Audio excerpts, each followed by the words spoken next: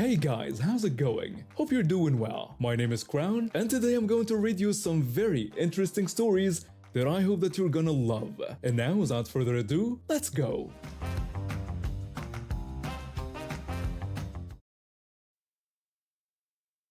I've been playing drums since I was 8 years old. My parents noticed how I would always tap rhythms on everything: dinner table, school books, even my own legs. So they finally got me my first drum kit. It wasn't anything fancy, just a basic starter set, but I loved it more than anything. When I started high school, joining the marching band was a no-brainer. Our school's marching band was legendary in the district, with over 130 members. Being part of something so massive was incredible. It was during our first home game of the season when everything went down. The energy was electric that night. We were playing against our biggest rivals, and the stands were packed.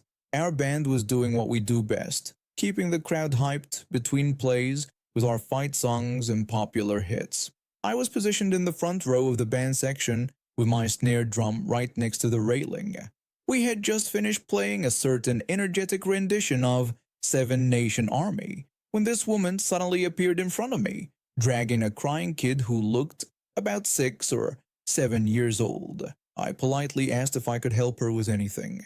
Her face was already red, and she had that look that every service worker dreads.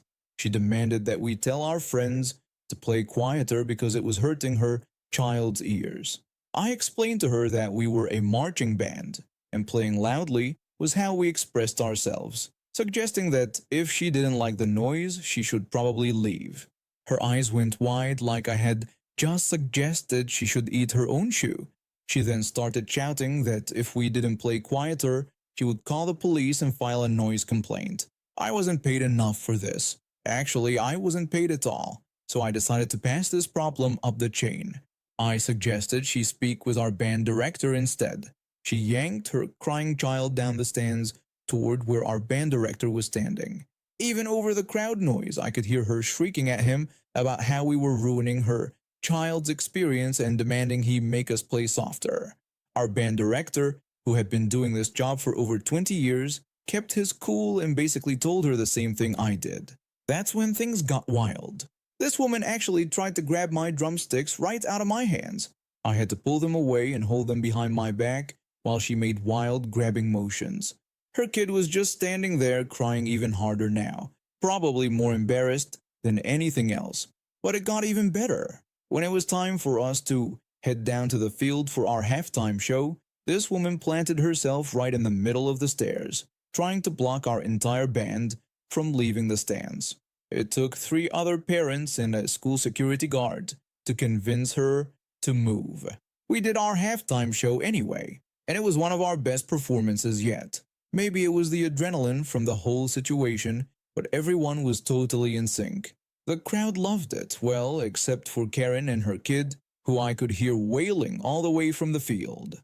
Just as we were getting back to our seats, 2 police officers showed up. Karen immediately ran up to them, probably thinking she had won. She started demanding that they take action, insisting she wanted to file a noise complaint against the band, claiming we were deliberately trying to hurt children's ears. The officer calmly explained to her that this was a marching band, and marching bands were supposed to be loud. He warned her that if she didn't back down, she would be arrested for disturbing the peace. All the color drained away, and her mouth opened and closed like a fish out of water. She looked around at all the people staring at her, grabbed her still crying kid, and started walking away. But the cop wasn't done.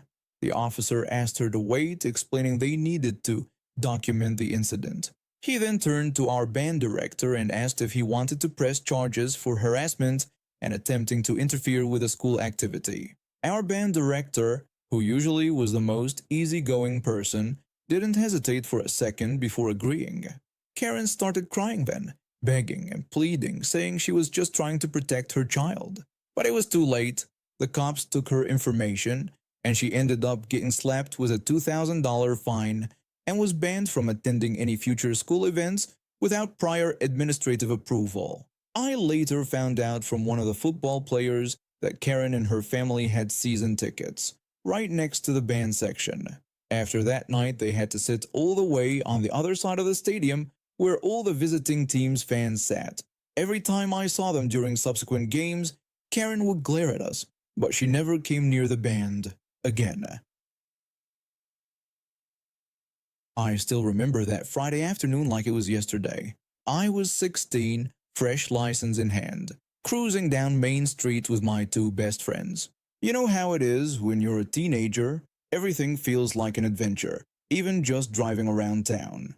We were having the time of our lives when I spotted this group of guys in a parking lot. Typical teenage scene. Fancy cars with their hoods up, motorcycles lined up, music blasting. Half of them had their shirts off, showing off like peacocks. I excitedly yelled for my friend to look at the scene. My friend was driving and, well, we both made a stupid mistake. I shouldn't have yelled and she shouldn't have turned to look. Before we knew it, crash. We rear-ended the car in front of us. It wasn't bad, maybe 15 miles per hour tops. We did everything right. My friends called their parents, and I called the police. I went to check on the other car's occupants, but the passenger jumped out like I was carrying the plague. She screamed at me to stay back and not come near them before running to a nearby payphone. Meanwhile, I checked on the driver. The driver was leaning back in her seat, acting strange, mumbling that she couldn't feel her arms. My heart dropped. I immediately told the dispatcher to send an ambulance. I was freaking out, thinking we'd just paralyzed someone. I nervously asked if there was anything I could do to help or make her more comfortable. That's when things got weird. She demanded to know who had hit her and which one of us was driving. I tried to calm her down, telling her not to worry about that and that the ambulance was coming. But she wouldn't let it go. She started screaming, demanding to know who was driving. When I refused to tell her, saying she was acting crazy, the dispatcher warned me to back away from the car. Thank God I listened because this woman, who supposedly couldn't feel her arms, took a swing at my head. She ripped off her seatbelt and came charging after me like a bull. We did this ridiculous dance around her car, me running one way, her the other. I finally broke away toward the parking lot. My friend was banging on the fast food restaurant's door, but they wouldn't let us in. My other friend was on the phone crying while this woman chased me like a Terminator. She caught up to my friend who was on the phone, knocked her down, and then chased my other friend through the drive-thru. When the emergency services arrived, this woman came flying around the corner, saw them, and dropped to the ground like a sack of potatoes. She started having a seizure right there in front of everyone. Her passenger friend started making a scene, screaming for someone to help and demanding that we be arrested, claiming we had done this to her friend. She tried to sue us all, claimed we dragged her out of the car and chased her. The 911 recording and security cameras proved she was lying. Then our lawyer caught her at a music festival, dancing away while supposedly suffering from severe injuries. She got a year in jail for insurance fraud. But wait, there's more. After she got out, we started finding dead animals everywhere. Our porches, mailboxes, even in a swimming pool.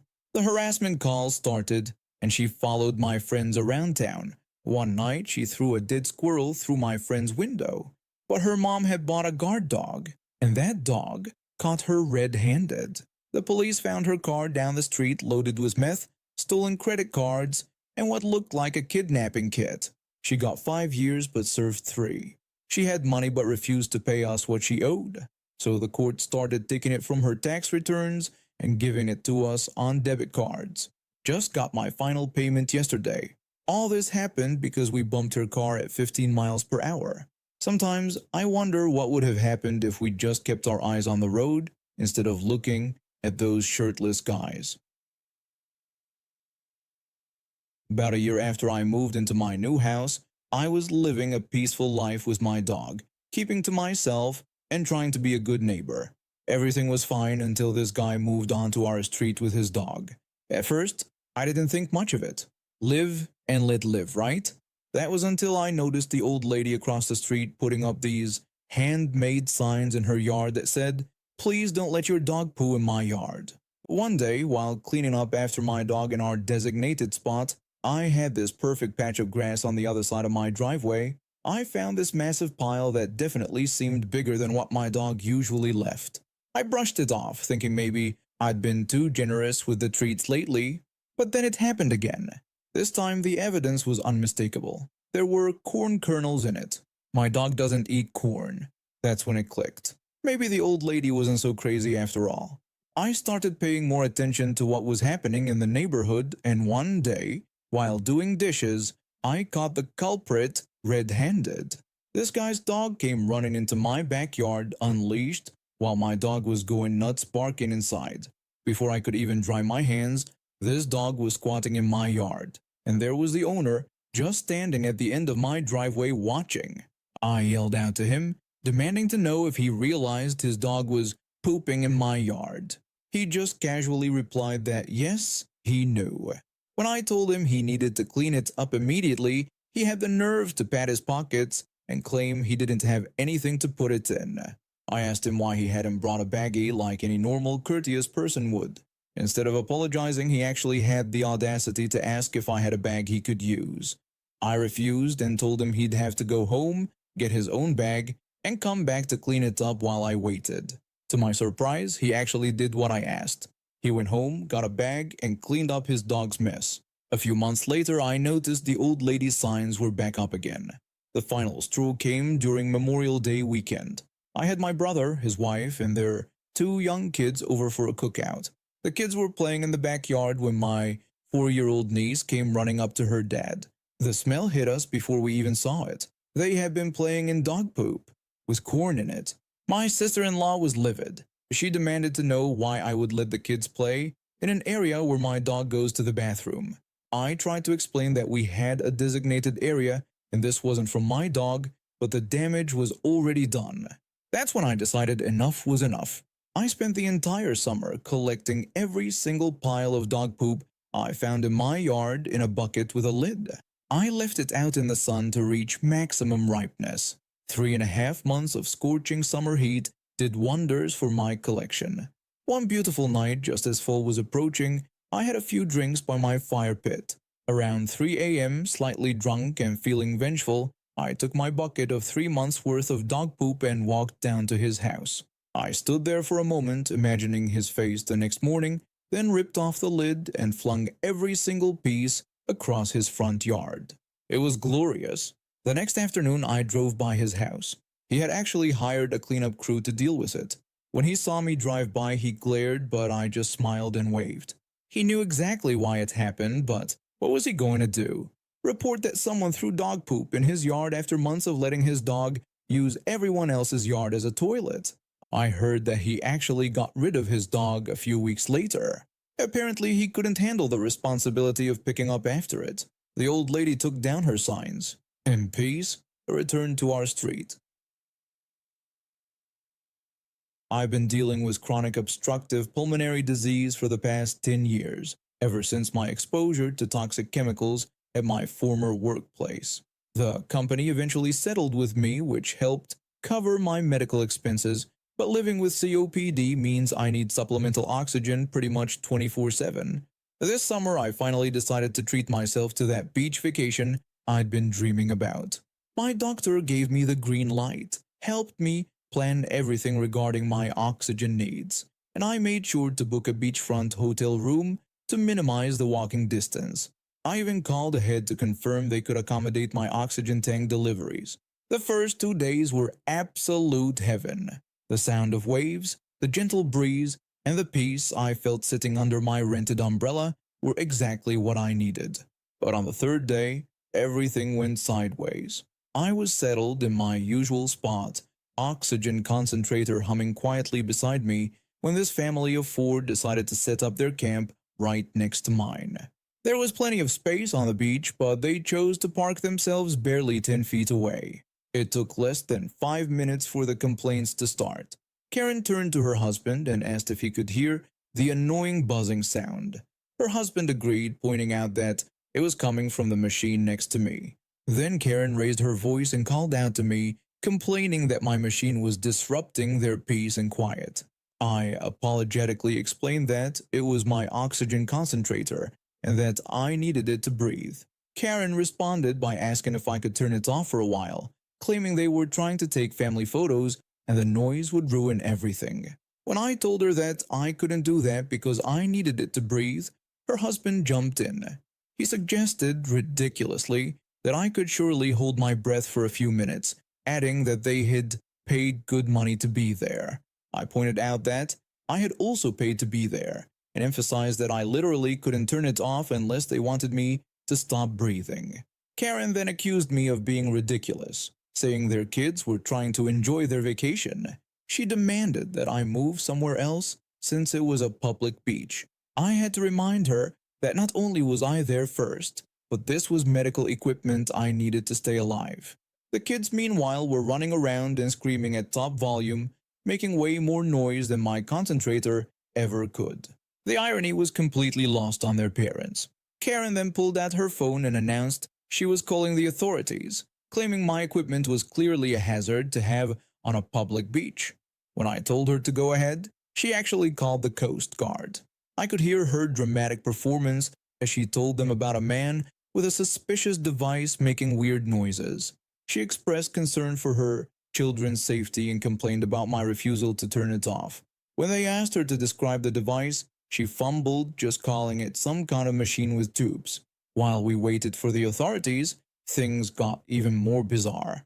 The husband started taking photos of me and my concentrator, threatening to report me to the beach authorities. Their kids began throwing sand in my direction, encouraged by their mother who kept insisting I was ruining their vacation. Then came the moment that crossed the line. The husband decided to take matters into his own hands and actually tried to grab my oxygen concentrator. I shouted for help, terrified he would disconnect my oxygen supply. Several nearby beachgoers immediately rushed over. A lifeguard who had been watching the situation called the police, and two off-duty nurses who happened to be nearby came to make sure I was okay. When the police arrived, along with a very annoyed Coast Guard officer, the entitled couple tried to paint themselves as victims, but there were too many witnesses. The cherry on top was that someone had recorded the whole thing on their phone, including the husband's attempt to grab my concentrator. The couple was arrested for attempted assault and interfering with medical equipment. Turns out trying to separate someone from their life support equipment is taken pretty seriously by law enforcement. The Coast Guard officer gave them an extra tongue lashing about wasting emergency services time. The beach resort management, mortified by the whole incident, upgraded me to a premium suite for the remainder of my stay. They also gave me a private spot on their VIP beach section, complete with a security guard who checked on me regularly. I ended up extending my vacation by a few days. The entitled family's bail hearing was scheduled during that time, and I made sure to attend. Watching them try to explain to the judge why they thought it was okay to demand someone stop breathing for their beach photos was worth the extra day's stay. And now we have reached the end of today's stories. Thank you for watching, and see you next time.